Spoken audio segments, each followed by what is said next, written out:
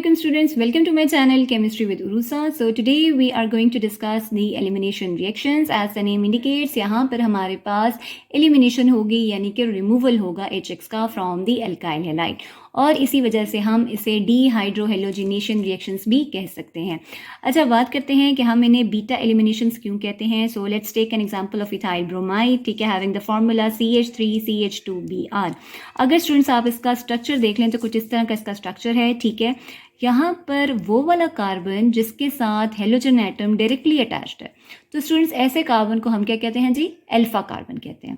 जबकि जो adjacent position पे आपके पास कार्बन है अल्फा के, that carbon will be known as what, beta carbon, ठीक है। अब वो वाले हाइड्रोजन्स जो अल्फा कार्बन के साथ अटैच हैं, they will be known as alpha hydrogens, and those hydrogens which are attached to the beta carbon, they will be known as the beta hydrogens. अब स्टूडेंट्स बात कर लेते हैं इसके मैकेनिज्म की। तो जी आपके पास क्या होगा, अगर आपको याद हो सब्स्टिट्यूशन रिएक्शन में वहाँ पर हमने न्यूक्लियोफाइल लिया था, जबकि बेटा एलिमिनेशन रिएक्शंस में हमारे पास स्ट्रॉन्ग बेस रिएजेंट होगी, ठीक है जी। अब यहाँ पर होगा क्या कि जो स्ट्रॉन्ग बेस है, लिविस बेस है, ये अटैक करेगी on the beta hydrogen. Hydrogen ने जो इलेक्ट्रॉन लिया हुआ था इस कार्बन से बॉन्ड बनाने के लिए, ये क्या करेगा, वो इलेक्ट्रॉन इसको वापस कर देगा। अब इसके कार्बन के कितने बॉन्ड बन गए, 3 बॉन्ड्स बन गए। ये कार्बन क्या करेगा कि दूसरे कार्बन के साथ इलेक्ट्रॉन शेयर करेगा और पाई बॉन्ड की फॉर्मेशन जो है यहाँ पर हो जाएगी। अब वी नो कि एक कार्बन मैक्सिमम बॉन्ड जो बनाता है वो होते हैं जी 4 बॉन्ड्स, लेकिन यहाँ पे अगर आप देखें तो 5 बॉन्ड्स बन रहे हैं और ऐसा तो पॉसिबल नहीं है। तो क्या करेगा, यहाँ पर ये जो कार्बन है वो दोनों एक इलेक्ट्रॉन जो है क्या करेगा, ब्रोमीन को दे देगा, ठीक है। जब ये ब्रोमीन को अपना इलेक्ट्रॉन दे देगा तो ये बॉन्ड क्या हो जाएगा, टूट जाएगा और ब्रोमीन लीव कर जाएगा इन the form of bromide ion. तो अगर देखा जाए तो स्टूडेंट्स यहाँ पर हमारे पास 4 इवेंट्स हुए हैं। कैसे 4 इवेंट्स हुए हैं, सबसे पहले इवेंट में बेस ने अटैक किया बीटा हाइड्रोजन के ऊपर। सेकेंड जो आपका इवेंट था वो ये था कि बीटा हाइड्रोजन ने इलेक्ट्रॉन दे दिया कार्बन को, ठीक है। थर्ड में क्या हुआ, कार्बन ने पाई बॉन्ड बनाया दूसरे कार्बन के साथ, और लास्ट में क्या हुआ कि कार्बन ने इलेक्ट्रॉन दे दिया ब्रोमीन को और उसको अलाउ किया कि वो क्या कर ले जी, डिपार्ट कर जाए। यहाँ पर जो मेन चीज़ है वो ये है कि सब्स्टिट्यूशन रिएक्शंस में स्टूडेंट्स आपके पास जो एंड प्रोडक्ट होता था वो होता था अल्कोहल या ईथर, ठीक है। लेकिन एलिमिनेशन रिएक्शंस में आपके पास पाई बॉन्ड की फॉर्मेशन आ रही है, यानी कि आपके पास अनसेचुरेशन आ रही है, यानी कि वी कैन से दैट यहाँ पर हमारे पास जो एंड प्रोडक्ट्स होते हैं वो क्या होते हैं जी, अल्कीन्स होते हैं। Is it clear. अच्छा, अब यहाँ पर मैंने जो स्ट्रॉन्ग बेस कहा है, ठीक है, तो मैं आपको कुछ स्ट्रॉन्ग बेसिस बता दूं जो हम लोग यूज़ करते हैं। तो जी हमारे पास जो स्ट्रॉन्ग बेसिस हैं हम एलिमिनेशन रिएक्शंस में यूज़ करते हैं, they are the KOH in ethanol, ठीक है, सोडियम एथॉक्साइड इन इथेनॉल, इसके अलावा आप सोडियम मेथॉक्साइड इन मेथनॉल जो है as a strong base reagent यहाँ पर यूज़ कर सकते हैं।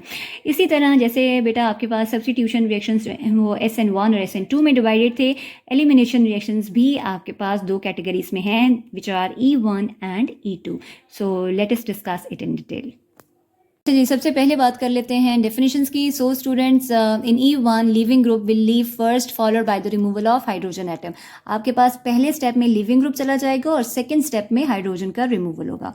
जबकि E2 में हमारे पास दोनों एटम्स या ग्रुप एक ही स्टेप में साइमल्टेनियसली लीव करेंगे। अब बात करते हैं जी इनके एग्जाम्पल की। So students, in E1 we will treat the tertiary alkyl halide with alcoholic KOH और as a result of which we will get alkene KBr and water. जबकि E2 में हमारे पास क्या होंगे जी, प्राइमरी अल्काइल हैलाइड होगा जिसको हम ट्रीट करेंगे अल्कोहलिक KOH के साथ and we will get alkenes along with water and KBr। ये जो आप Br देख रहे हैं ये असल में आपके पास ब्रोमाइड आयन है जो कि लीविंग ग्रुप है और वो लीव करता है in the form of KBr।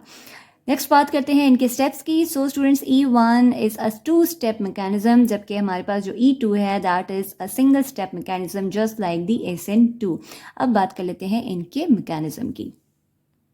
तो जी जस्ट लाइक SN1, ठीक है, इसमें भी जो पहला स्टेप है वो है आयनाइजेशन ऑफ अल्काइल हैलाइड। आपके पास क्या होगा, जो अल्काइल हैलाइड है वहाँ पर टर्शियरी अल्काइल हैलाइड हमने यूज़ किया है, ठीक है, इस पे हिट्रोलिटिक फिजन होगी, दोनों इलेक्ट्रॉन इस ब्रोमीन के पास आ जाएंगे और ब्रोमीन लीव कर जाएगा इन the form of negative charge bromide ion की फॉर्म में और कहलाएगा leaving group.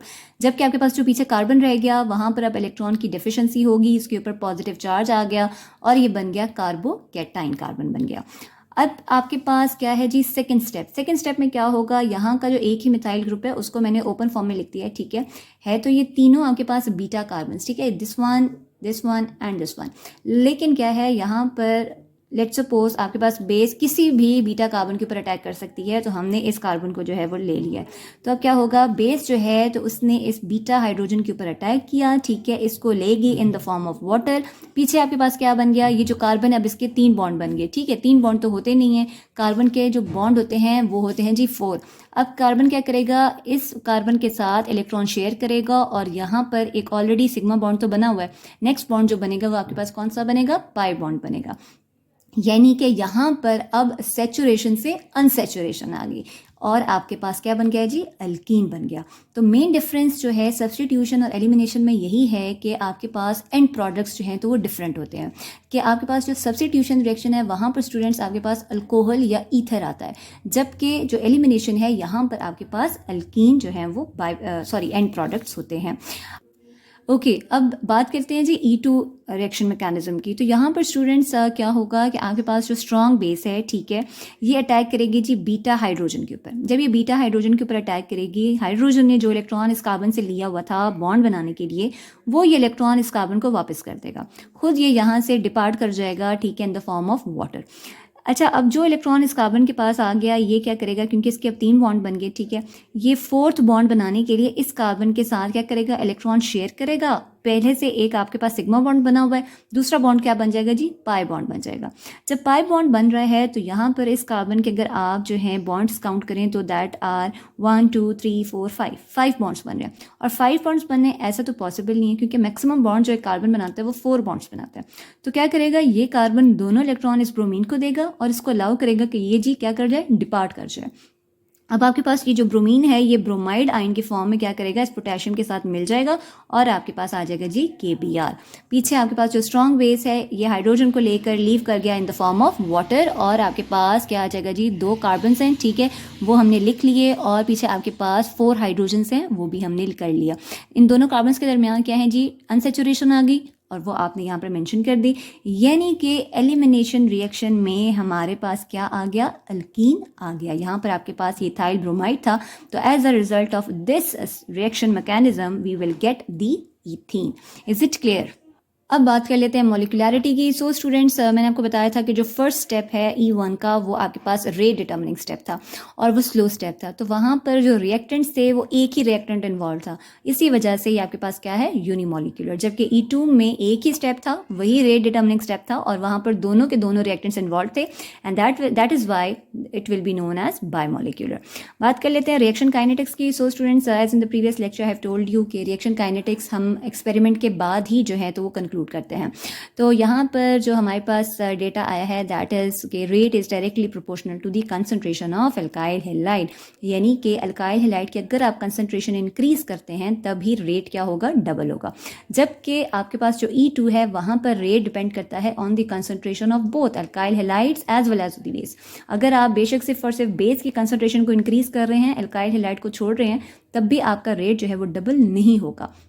Until and unless आप दोनों की कंसंट्रेशन को इंक्रीज करेंगे तभी आपका रेट क्या होगा जी, बढ़ जाएगा। नेक्स्ट बात कर लेते हैं जी ऑर्डर ऑफ रिएक्शंस की। सो स्टूडेंट्स, E1 में here you can see that rate is equals to constant alkyl halide raise to the exponent 1 and this one shows के आपके पास ये फर्स्ट ऑर्डर रिएक्शन है। जबकि E2 में आपके पास जो रेट है that is equals to constant alkyl halide base raise to the powers 1 1 + 1 आपके पास क्या आ गया जी, 2। इट मीन्स कि आपके पास क्या है, सेकेंड ऑर्डर रिएक्शन। लास्ट में बात कर लेते हैं नेचर ऑफ अल्काइल हैलाइड्स की। सो स्टूडेंट्स, जो टर्शरी अल्काइल हैलाइड्स हैं वो बेसिकली शो करते हैं E1 रिएक्शन मैकेनिज्म, जबकि आपके पास प्राइमरी अल्काइल हैलाइड्स क्या करते हैं जी, E2 रिएक्शन मैकेनिज्म शो करते हैं। This is all for today. इंशाल्लाह नेक्स्ट वीडियो में हम रिग्नेट रीजन को डिस्कस करेंगे। So for more videos do subscribe, like and share. Thank you so much.